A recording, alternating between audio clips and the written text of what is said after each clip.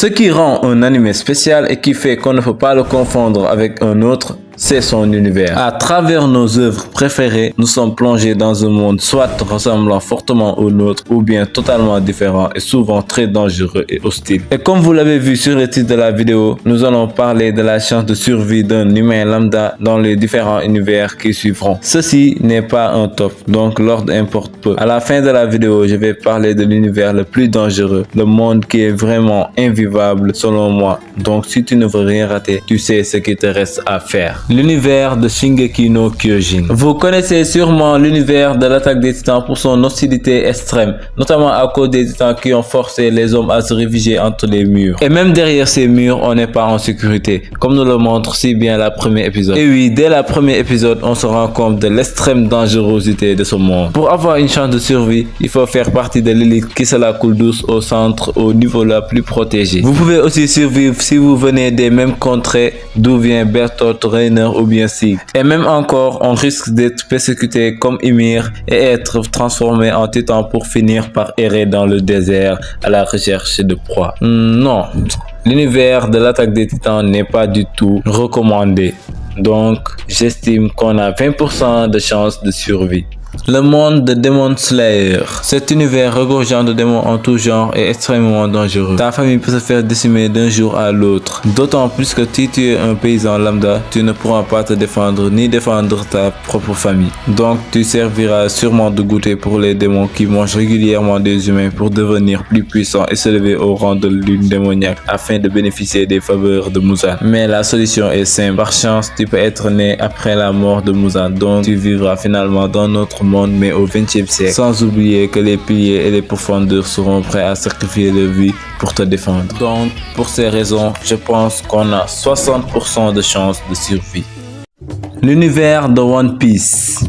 Le monde de One Piece, en le regardant de l'extérieur, semble coloré et débordant de bonheur. Cependant, cet univers est en fait un monde apocalyptique. J'en ai déjà parlé dans ma vidéo précédente que voici.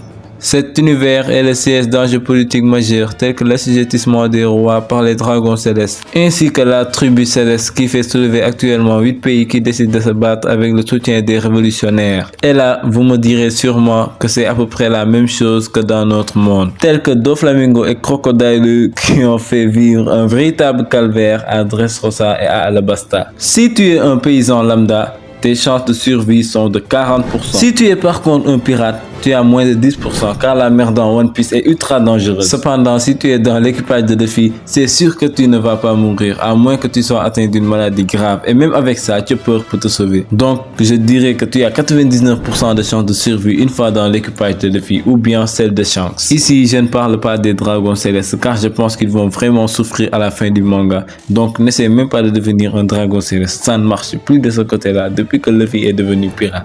Et encore, Joy Boy. L'univers de Vinland Saga. Ce manga nous montre le niveau de violence insane qui pouvait exister lors de l'époque des Vikings. Des guerres incessantes, des pillages, la vengeance, un tourbillon de violence dans lequel il est impossible de s'échapper une fois dedans. Cet animé nous l'illustre clairement, ayant pour thème principal la vengeance. Certes, ce sont des hommes sans pouvoirs spéciaux ni forces surnaturelles, mais ce monde est installable par un humain de notre époque. Ton village natal, si calme d'habitude, peut devenir un véritable enfer du jour au lendemain.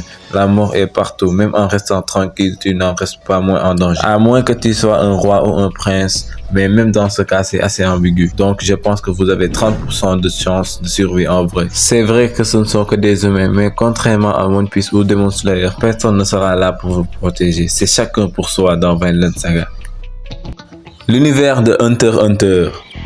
Dès le début de l'œuvre, on nous parle de l'extrême dangerosité de ce monde. Pour s'adapter à cet univers, les hommes ont dû développer des pouvoirs spéciaux, le nen. J'ai déjà expliqué d'ailleurs tous les types de nen dans la vidéo où je comparais le haki et le nen. En tant qu'humain lambda sans nen, tu peux te faire tuer par un hunter.